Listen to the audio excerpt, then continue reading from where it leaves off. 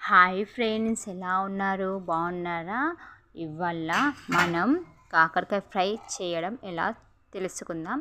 ఒక గిన్నె స్టవ్ మీద పెట్టి ఆ గిన్నెలో సన్నగా కడిగిన కాకరకాయలు వేసి అందులో వాటర్ పోసి 2 చెంచాల ఉప్పు అందులో వేసి కలిపి మంచిగా 2 పొంగులు వచ్చేదాకా కలపాలి. 2 పొంగులు వచ్చినాక ఆ వాటర్ని వంపేయాలి.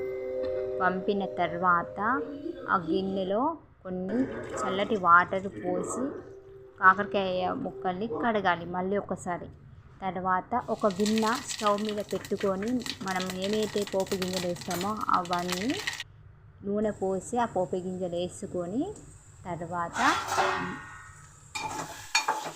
కాకరకాయ ముక్కల్ని వాటర్ లేకుండా పిండి అందులో వేసుకోవాలి. గంజిలో వేసుకున్నాక అది కాకరకాయ ముక్కలు మంచిగా ఫ్రై అయ్యాక కొంచెం అల్లం, కొంచెం పసుపు, అది స్కిప్ అయింది ఫ్రెండ్స్ కొంచెం.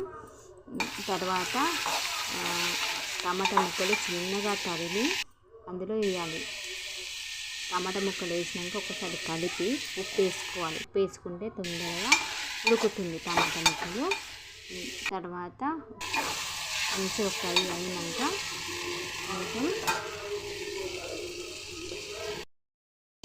కొంచెం కారం వేసుకొని కొంచెం ఉడకనివ్వాలి.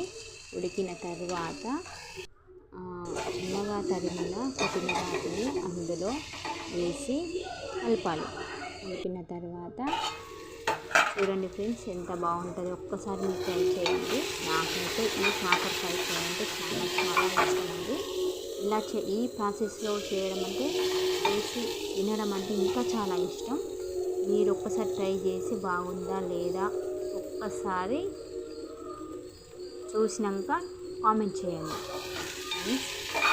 మీకు ఇలాంటి ప్రాసెస్ తెలిసి ఉంటే మీరు కామెంట్ చేయండి, లేకుంటే ఒకసారి ట్రై చేయండి.